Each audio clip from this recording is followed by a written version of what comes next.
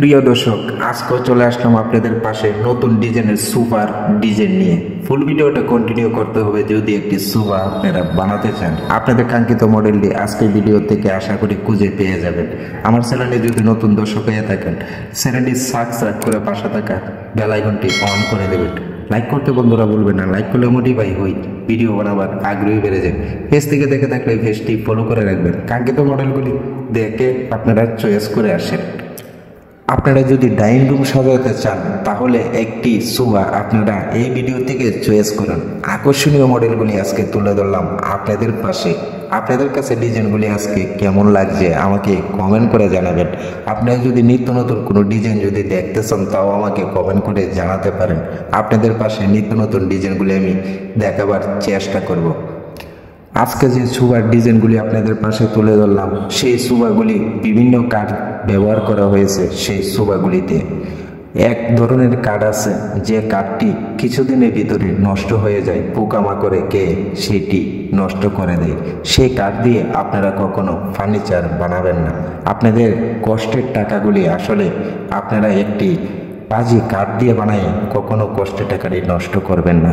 একটি ভালো কাঠ ব্যবহার করবেন আপনাদের ফার্নিচারের জন্য, টেকসই মজবুত যাতে আপনাদের ফার্নিচারটি হয়।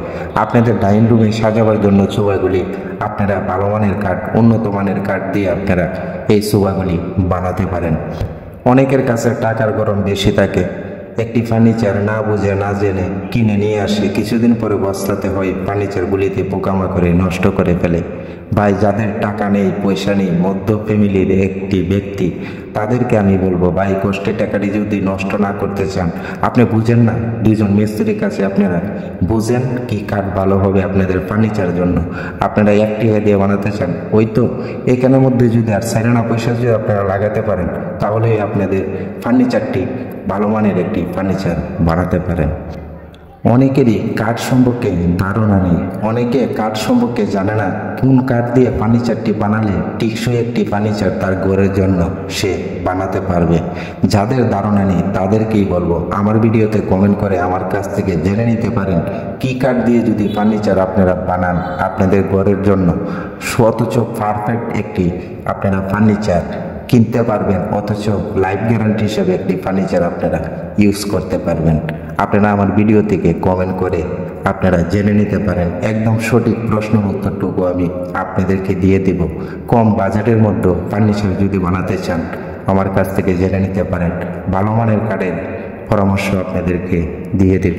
আশা প্রিয় দর্শক, আজকের ডিজাইনগুলি আপনাদের কাছে কেমন লাগলো একটু কমেন্ট করে আমাকে জানান। আর আমার চ্যানেলটি সাবস্ক্রাইব করে রাখুন।